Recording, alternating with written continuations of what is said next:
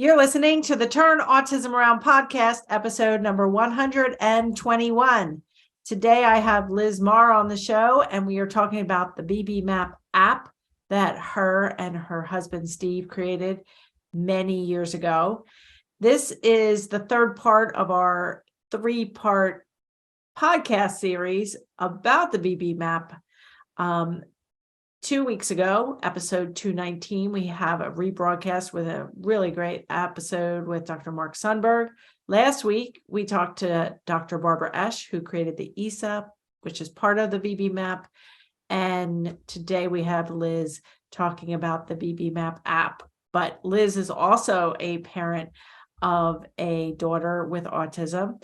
And Liz and I work together. We have a lot of history together, working, trying to promote Skinner's analysis of verbal behavior in ABA programming. And we cover the mistakes people make, both parents and professionals make, and mistakes we made early on when assessing our own children and clients with autism. So let's get to this really great interview with Liz Maher.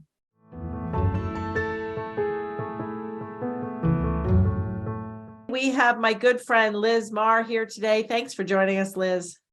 Thanks, Mary. Thanks for having me on. Yeah, it's been a few years since we've seen each other or even chatted. So we're going to talk about, how we became friends, and it's all involved with your story of how you fell into the autism world. So why don't you tell our listeners about that? Yes, I'm very much like you. I am a mom. So Sarah is now 27. She was diagnosed with autism when she was 2 years, 10 months old. So that was 1998. So I think that's very similar to you with Yep. Lucas. And at the time we were in Northern Virginia. Really wasn't too much going on in terms of using the science of applied behavior analysis. And we started off our journey doing kind of the regular things. She had speech therapy, she had OT, all really good things, except they just couldn't break it down. And she was having trouble, and she started getting problem behavior in sessions. And the speech therapist actually said, you know what, I think she needs some help in terms of using the procedures of applied behavior analysis. I know someone who can help you. So we went. The speech therapist recommended ABA, which is it's a little bit unusual, but that's good. It is. Actually, it's kind of funny. Let me take a tiny step back with that, because when Sarah was diagnosed, this speech therapist, Sarah, was making progress at the beginning. And Sarah did have the opportunity to have 40 hours of ABA services in the home. It was a pilot program for 10 kids. And this speech therapist, who then recommended applied behavior analysis, actually had said to me initially, oh, no, Sarah doesn't need that. So I turned it down. And then I think both the speech therapist and I were like, there's something, we need something here. And so we couldn't get that 40 hours of free ABA in the home, which that was a big decision. Yes, I think I try not to do too many I regrets, but that is a really big one. But the one thing that came out of it was we got a little bit of help. And actually the consultant who was running this 40-hour pilot program said she would help with Sarah's program. We set up a program and we actually ran it. So in a way, that then made me fall in love with the science of ABA, because I realized how these procedures were helping Sarah. And I went back to school and got my master's. We decided to move to Pennsylvania. And then I think that's when I started stalking you. And I met you at the National Autism Conference. And we met through the Verbal Behavior Project, started working there. You and Kelly Gonzalski, shout out to her, were my mentors. And I became BCBA. So I always say Sarah gave me my career. She actually gave Steve, my husband, his career too, because now we work together on creating apps and training. Yeah, wow. Yeah, that was a long time ago. And so Liz and I both were in the Pennsylvania Verbal Behavior Project. I was the lead behavior analyst for the project from 2003 to 2010.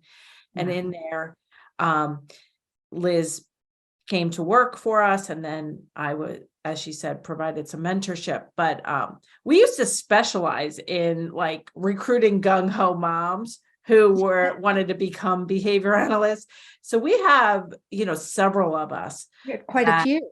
Yeah, I think at one point when we had maybe, I don't know, 20 or 30 behavior analysts, all contracted mostly. A third of us were Yes, moms. I was going to say about 5, right? Yeah. 5 or 6. Oh, I think there were probably closer to 10 at one point. So I ended up doing some research, the experiences of autism moms who become behavior analysts, a qualitative study. We can link that in your show notes. Liz wasn't part of that initial pack of 5 or 6, but yeah, Liz and I have a long history. Yeah. So you said that you got your whole career, very, very similar story to mine. You also have a son who's a little 24. Bit younger than 24. Yeah. So you had your kids back to back, like I had my kids, and so he is typically developing. And then for a 24-year-old. He's 24. Yeah. Yeah. I was going to say typically developing for a 24-year-old. For a 24. Yeah, that's a good point. Yeah. So my kids at the time of this recording are 26 for Lucas and 25 for Spencer. Okay. Very similar. Yeah, very similar. So yeah, I like what you said about, you don't like to live your life with regrets. And I think there's just a whole lot we could have, should have, would have, and I often say, like, if I had the knowledge that's in my Turn Autism Around book back when Lucas started showing signs, like I am positive Lucas's life would be way different, but I didn't have the knowledge. And had you started with that 40-hour week ABA program, you don't know if you would have gotten involved, probably not, or probably not as much.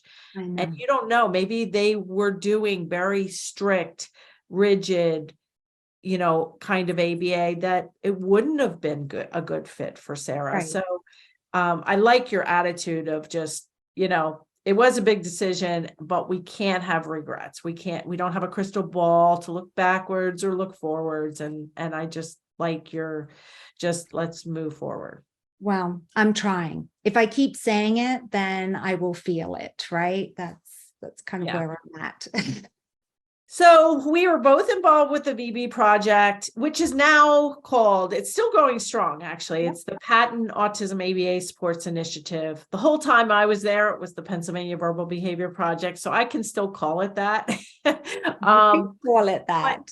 But we were very involved. And one of the really cool things about, we used to go to the Carbone Clinic and we do 2-day learnings 8 times. I think I was there. And so that was amazing. Mark Sundberg came almost every year to train us.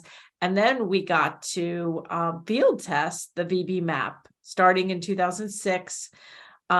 We were field testing the VB Mapp. It was published in 2008, but it wasn't just like a little field testing. Like we literally timed ourselves with how long it took. We literally gave Mark Sundberg feedback about the paper version of the VB Mapp.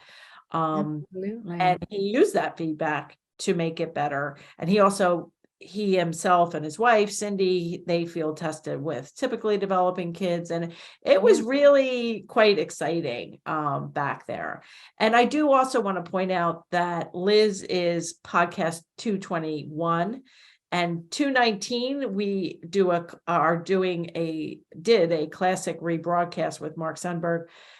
And last week on the podcast, 220, was Barbara Esch, who wrote the ESA part of the VB Mapp. So this is our little 3 episodes about the VB Mapp, mostly. But as you can see, Liz has a very different perspective as a mom and as an app developer. So at what point did you and your husband Steve, and Steve was going to be here today, but he's not feeling well. So Liz is just He tried to rally, but yeah. So you guys started trying to make the VB Mapp, which was in a booklet, to be more accessible on software. And like, what year did that happen? And was Steve in the computer software development field, or like, how did that all come to be? Yeah, so that was crazy. So Steve was in the Navy, and in the Navy, he did computer development and things like that. He was a Unix sysadmin, which is one of those things. I don't know whether people out there, your listeners, if they have a spouse that does something that you really don't know what it is, but you just know the title, that's kind of what I'm doing now. He was a Unix sysadmin. No idea what that means, something with computers. So he was working in Manhattan, he would commute in, and I was working for, I don't know whether it was the Autism Initiative at that time, but whatever it was called, I was there working, consulting. I think it was still the VB project. I think it might have been. We'll see. Yeah, it doesn't matter. Doesn't matter too around 2010 or 2000. Yeah, around that time, maybe 2009. I remember I was sitting at my desk and Steve looks over and I'm graphing problem behavior data. And he says, "What are you doing?" I'm like, "I have this amazing teacher who is so swamped and she's taken all this data for me, but we haven't had time to graph it. So I'm going to just do that now." And he's like, "You know what, Liz, there's got to be something. There has to be some way to use technology, to harness technology to help with this." So I don't know whether you remember, but we came out with a little app. Steve didn't code. He's not a coder, but we found someone to code this little app called Behavior Tracker Pro. BTP. I do. As you're saying this story, I'm remembering that because I helped field test that too. Yes, you did. That's right. So you're a field tester. I am a field tester. Yep. Nurse, mother, BCBA, field tester. But I forgot about that. So I'm glad you brought that up. So that was a way to keep data, to take the data and it would graph automatically. It would graph it. And on our phones. Yes, on the phones, on the iPad. And I'm kind of proud of it because it's obsolete now. We have finally pulled it from the App Store. But it was one of the, if not the first, it was close first. It may have been first or second out there as a data collection app. And I'm really proud because I think it then allowed other companies, I think, looked at it and made it even better and took off with it. And here we are now, we have all these companies collecting data and skill acquisition data, problem behavior data. So I like to think that BTP helped start that off. Yep. So we had that going. And as you said, we would see Mark Sundberg every year. He would come to the Autism Initiative and Steve and I got to know him. And we ended up talking to him and just saying, you know what, you've got this amazing assessment.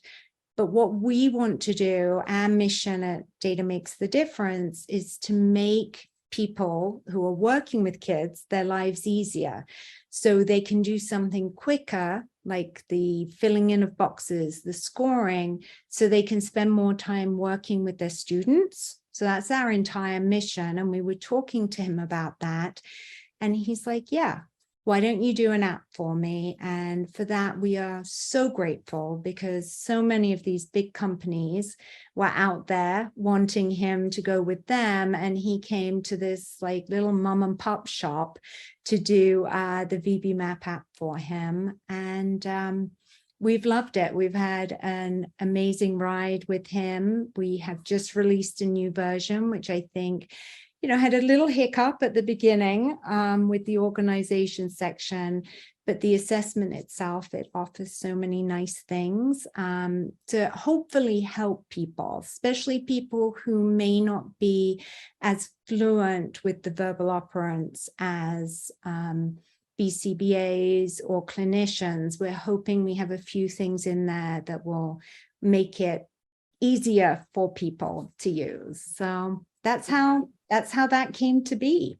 Yeah, and I field tested the VB Mapp app too with you, and you've always been very generous with giving my students in my online courses really very low cost or even free access along the way to the VB Mapp app. And once I use the VB Mapp app with my clients, I mean, it was like game over. Like there's no going back to the paper version. So if you are listening and you do the VB Mapp, you got to get on the VB Mapp app. And we're going to talk about how to do that and like what that entails. But before we do that, just in general, because I just last year in the fall, we released it, but for all of 2022, mostly I was working on with a computer software developer in Canada to develop my app, which is a 10-minute quick assessment, which is based on a one-page form in my book, page 49 of Turn Autism Around. If you have the book, it's based on the one-page assessment. I did a whole podcast episode on why I created my digital assessment, and that it does go very much in line with the VB Mapp. It is what I consider to be a quick VB Mapp, like day one, week one, on day one of taking my online course, you would do you used to do the one-page assessment, which was all manual and not very quantifiable. Now you do the digital assessment. It's still free. I only said it was going to be free for the first 1,000. At the time of this recording, it's still free, and more than, I think, almost 20,000 people have taken it. Like that, it is still free though. We can link it in the show notes. It might not be free when you're looking for it, but right now it's still free. But it takes 10 minutes. And then it gives you the one-page printout, but then best of all, it quantifies things in the area and gives you 4 scores: 1 for self-care, eating, sleeping, grooming, dressing, and potty, and then 1 score for language and learning skills, and 1 score for problem behaviors, and that gives you an overall score. And so what I say is do my assessment early on. And then, because the VB Mapp does take some skill, it's not like, oh, you just get the app and you're good. Especially if you have an intermediate learner, or level 2, level 3 intermediate learner, somebody that's talking, but not yet conversational, somebody that isn't too fond of sitting at a work table for assessment. It could take you literally hours or days, hours over multiple days to complete that. And a lot of times teachers and parents either don't have the expertise or don't have the time. So how would you agree that, especially for level 2, level 3 VB Mapp kids, it could take hours? It can take hours. I mean, I do say when I'm training people, I have to say, in my opinion, just because in the past we used to use the ABLES before the VB Mapp, and that was fabulous. But what I saw was we would start assessing in September, and we were still assessing come December, January. We weren't getting to programming. the one thing about the VB Mapp, yes, it's not going to take 10 minutes for sure. Especially even with a level 1 learner, it's probably not going to take 10 minutes. Right. And if it does, that's kind of sad, because it means, you're not assessing very much. So, but what it does offer you is, I think, for the assessments out there, those larger assessment, it is more of a quick in, quick out, in the sense that you want to get to the student's instructional level, you start assessing, and then if they're scoring 0 for, say, 2-3 milestones, I think Mark Sundberg says, in a particular skill area, you would then stop assessing that skill area. So in that sense, it is. But like you said, it does take some studying of the verbal operants, some knowledge of them in order to assess. And also, the other thing to remember that I hope people remember using the VB Mapp is these are milestones along the way, so that it's criterion reference. So yes, there's a criteria. So in the VB Mapp, there's a criteria, can they tact, which is label, 10 actions. Well, we don't want to just get 10 actions and move on, because think of how many actions we know. Especially there's a milestone, the milestone 10s at the top of level 2. Those are super important, and Mark Sundberg will talk about them.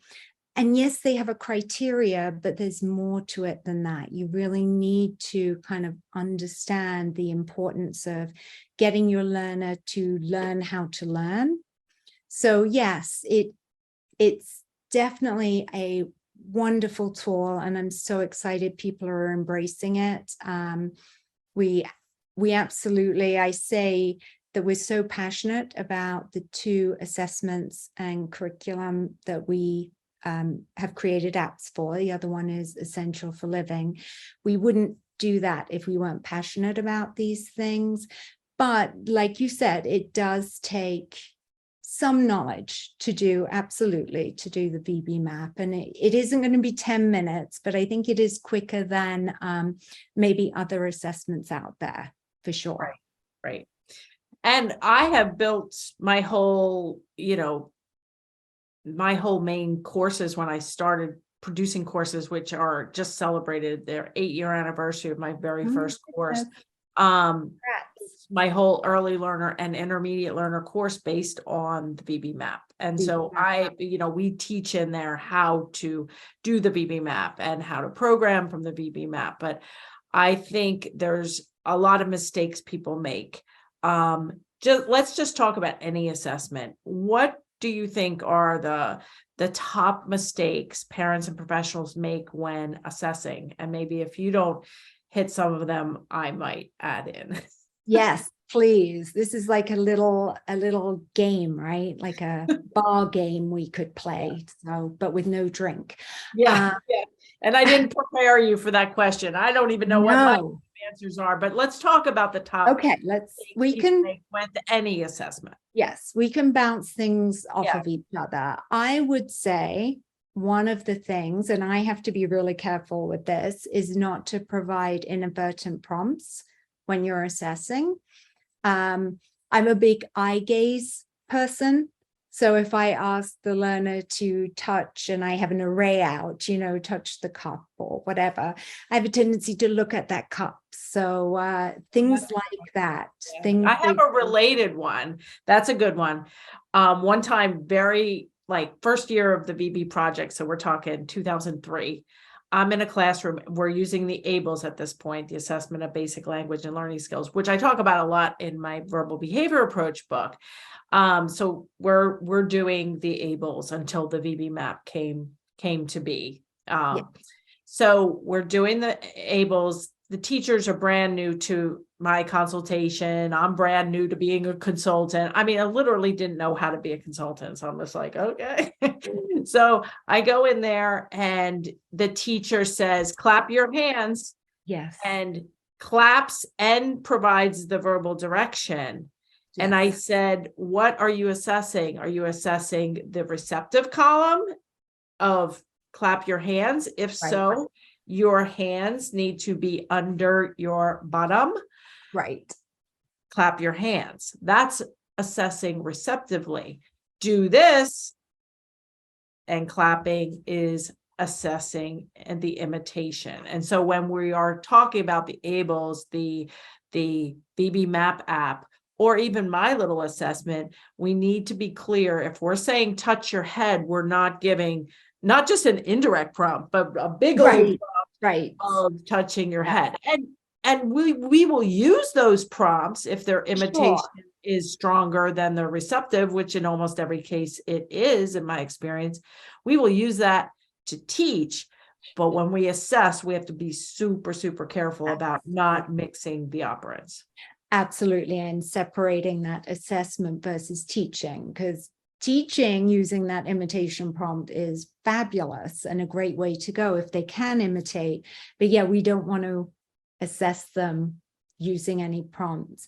And I think also, we love our kids, whether you are a teacher, a clinician, a parent, you want these kids to do well. And I think sometimes it's hard to err on the side of caution. You want to say, oh, yes, I've seen them do it. Yeah, they can do it. Maybe not all the time, but I'm going to say they can do it. Right. Kind of guessing on the whether you can fill that in or not, and be over counting skills. Overzealous, saying yes. Yes. So I think that, and that's really hard, but it's just one thing to remember. It's like you're building a house. And if you don't have that foundation nice and strong, as you start teaching new skills, more complex skills, that house is going to crash in. So I always say to people, you can never spend too much time working on those foundational skills. So I think, look at us, we're getting something. I have another one. I actually had two, but I forgot the second one as I was trying to scribble my note. I have another one. When you assess, don't go in the same order. So don't always say touch your head and then touch your nose and then touch your belly. Or if you have a probe sheet, don't go in the same order, because kids can tend to memorize that order. I have an example that kind of combines all of these issues. When Lucas was 3, he was assessed, and I had written down on the form that he could touch his body parts. And so the person came out and she said, we're not getting him to touch body parts. So can you, and you said he could touch his body parts. And then I'm like, oh yeah. And she goes, okay, can you show us? And this actually combines all of these. So I'm like, oh yeah, you have to sing the Barney song.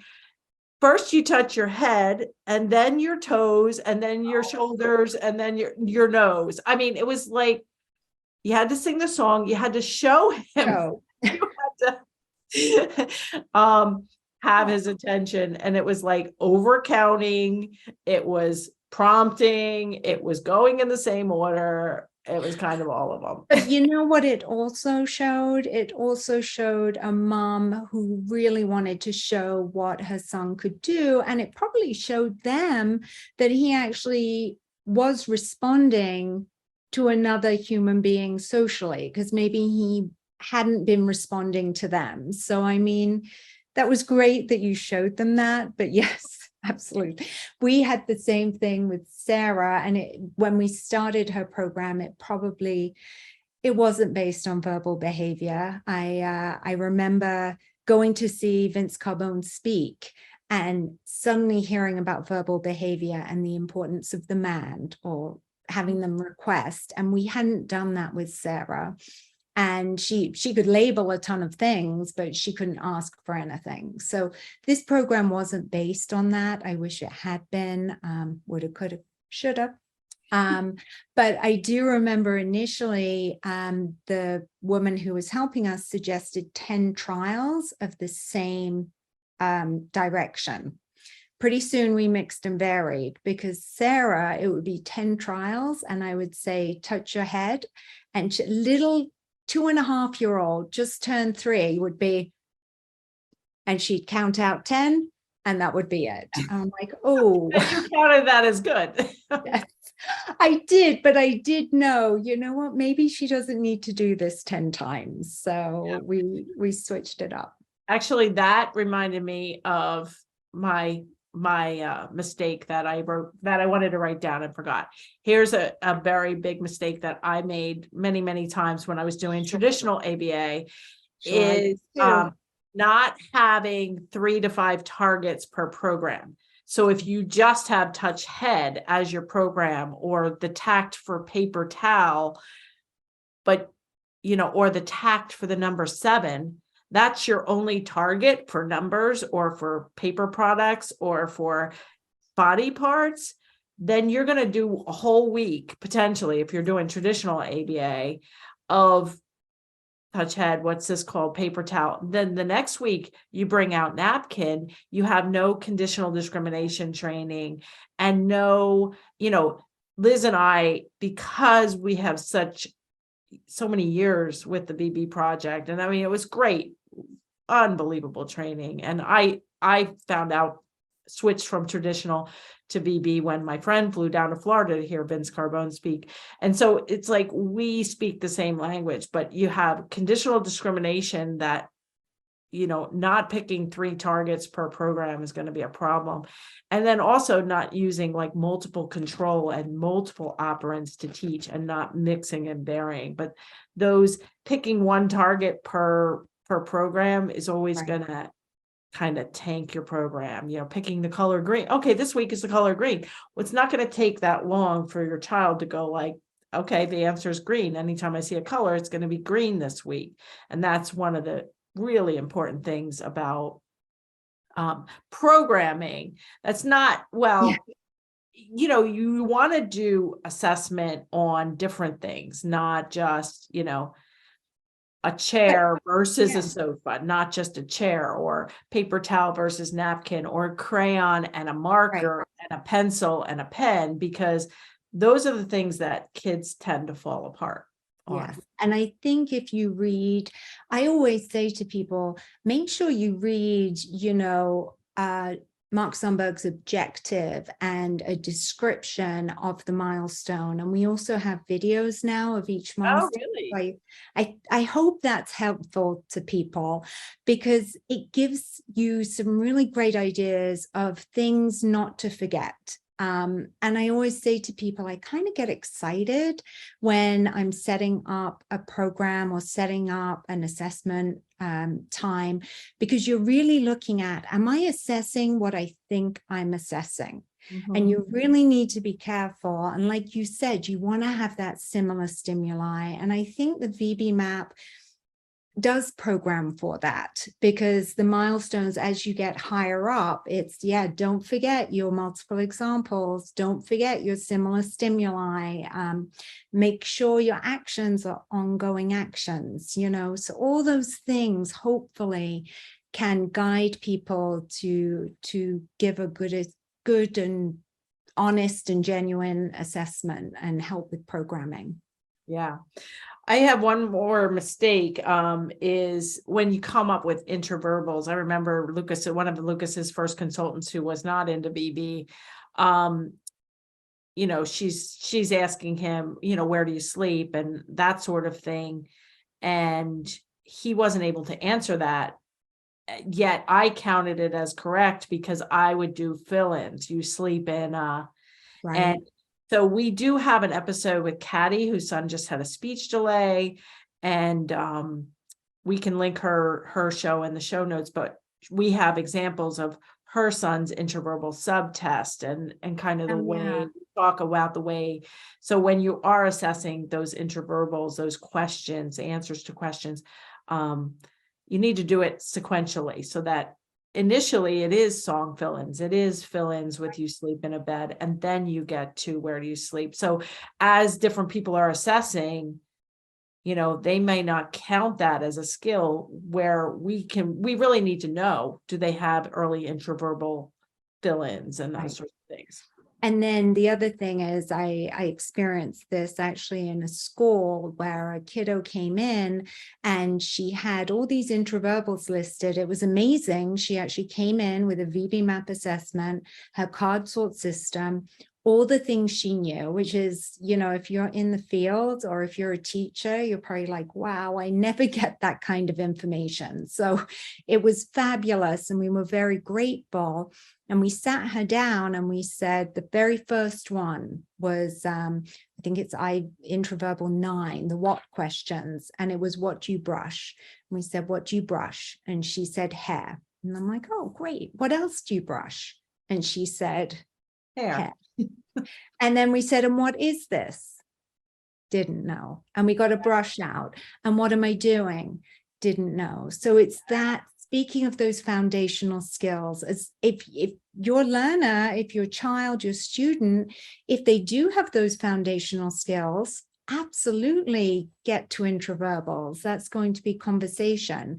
But we want to make sure they have those foundational things too. I have a perfect example of that exact same thing happening. Holly Kibbe came to my house once to assess Lucas, and I was already a BCBA in the VB project. And I just wanted, I wasn't great at programming for intermediate learners at that point. Now I consider myself really good at programming for intermediate learners, but I just wanted like the best of the best. So I had Holly Kibbe come, and she took out a airplane, a 3D airplane. And she's like, what is it? And, oh no, before she took out the airplane, she said, what flies in the sky? And he said, airplane. And she said, an airplane has, and he said, wings. That sort of thing. And then, or maybe we showed her that. She pulled out the airplane. She's like, what is it? Airplane. What part is this? And he had no idea. So when you teach kids, a dog is a pet, or a dog is an animal, or this is brushing hair, but you don't teach the tax of the actions. Right.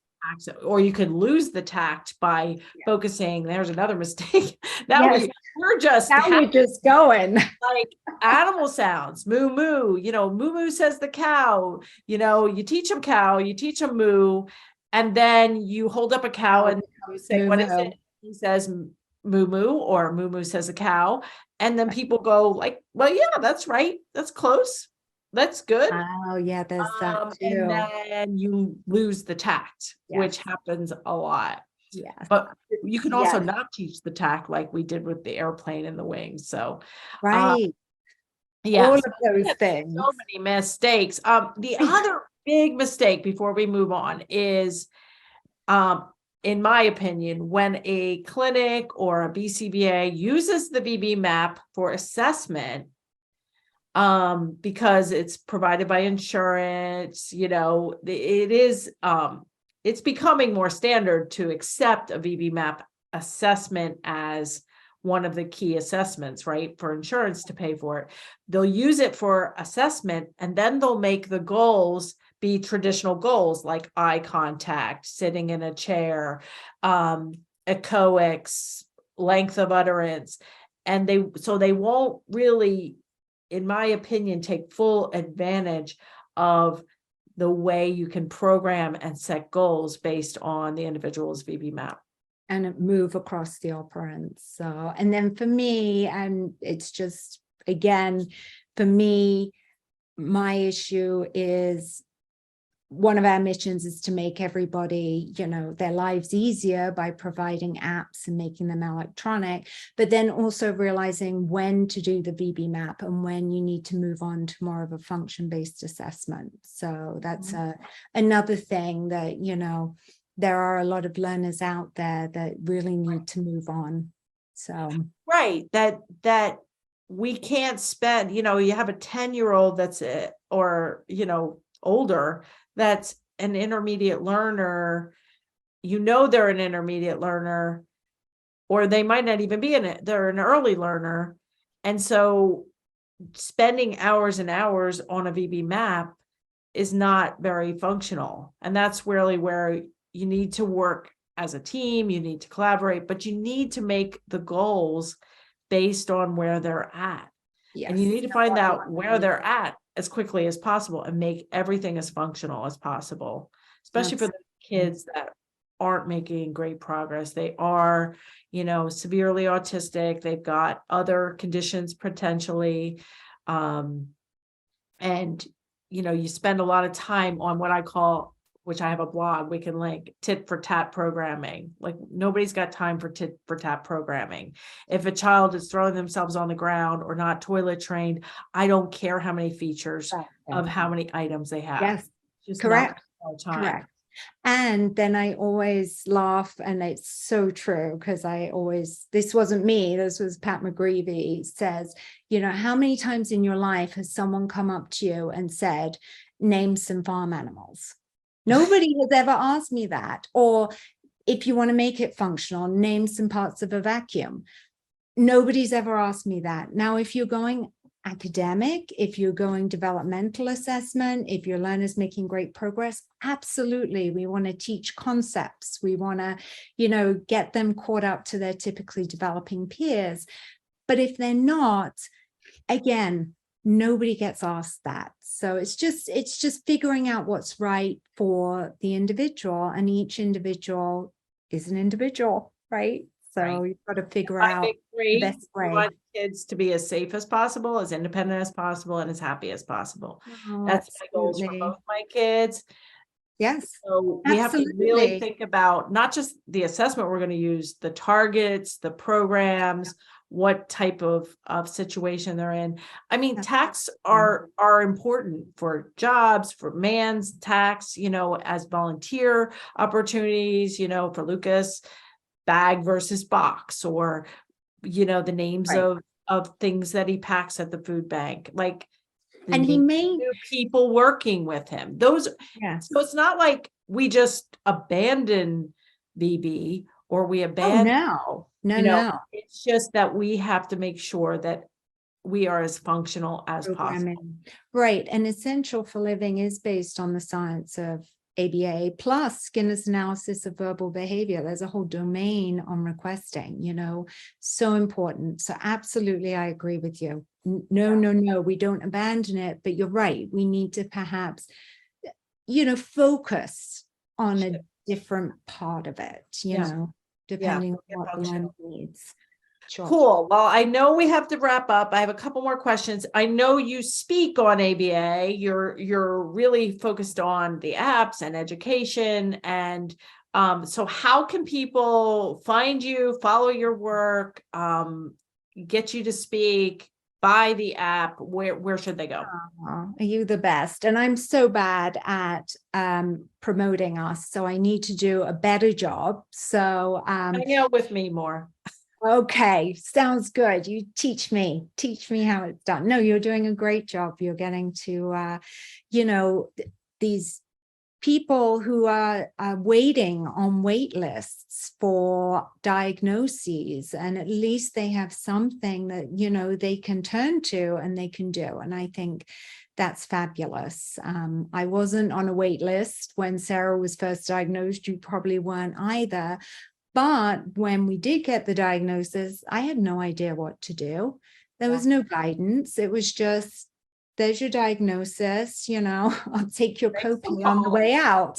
So, but how can people get in touch with me? So we are trying to get on social media a little bit more. So please follow us, VB Mapp App and EFL app. We are going to have, our company is going to have its own webpage really soon called Data Makes the Difference. And from there, you'll be able to go either to VB Mapp or EFL. How else can you follow me? Well, you can download the VB Mapp app on the App Store, right? That's the way. And then you can even get a free version, and then you can buy it? You can't get a free version, but anybody who wants to try it out, we are so happy to give a license to, because we want to make sure that it's what you need, or EFL as well. We promote that. We'll give you a license for Essential for Living, because it's really important you figure out what assessment works best for you. So websites, social media, email. Look at me, I'm putting it. You've got a lot of listeners, so maybe I should. We do have a lot of listeners. We just crossed over in the fall 1 million downloads. So Oh my goodness. yeah, so of just the podcast audio version. So but I do think that the VB Mapp app is, really a great tool for the right kids and the right professionals, but it is really a great tool that provides graphing right away. You've got your colors, you've got your Scoring added up, which Yep, is huge. adding up, and you have even sample IEP goals, sample The report. The and so report the is very report helpful. function is so great. And Yes. I know as a BCBA, when I was finishing up working one-to-one with kids and I was doing functional behavior assessments, I would only do a functional behavior assessment if they allowed me time to also do the VB Mapp. And I used the VB Mapp app and I created the report because it really, if you have a child having major problem behaviors, I can't think of an instance where it's not related to language and manding and skills they're working on are too hard, and just all these things that are so intertwined that I think as behavior analysts, that was kind of a bold move for me to be like, I'm doing the VB Mapp if you want me to do a FBA, and you're going to have to pay me a lot more because it takes a lot more effort. But with your report function, I was able to tie it in really nicely to make people think like it is not just reducing problem behaviors, it's increasing language, learning, functional skills at the same time. And that's what we need to focus on. For sure. Absolutely. Well said. All right, cool. Well, before I let you go, part of my podcast goals are to help parents and professionals be less stressed and lead happier lives. So what are your tricks for stress reduction? Oh my goodness. And that doesn't involve drinking, correct? No, No. I'm joking. I'm joking. We've never had that as a tip. Just bring Liz on your podcast and you get a whole different answer. I'm joking, everybody. This is very hard to do, especially if you have a child with autism. It's hard to do if you're a teacher with paperwork, but trying to carve out time for yourself is huge. I'm trying to do that. I'm trying to work on my health. I'm trying to go for a walk with the dog, just get away from the screens, and trying not to compare yourself to others as well. We're not, and I hope I would never judge anybody, but just knowing that people don't know my life, and aren't walking, you could only know what's going on if you walk in someone's footsteps. So just kind of being, what, here we are. Mary, that took me a long time to get to this, but I've heard people say you should treat yourself the way you would treat a dear friend. Right. And Right. Sometimes we're harsh on ourselves and we need to be a bit gentler. Nice. I love it.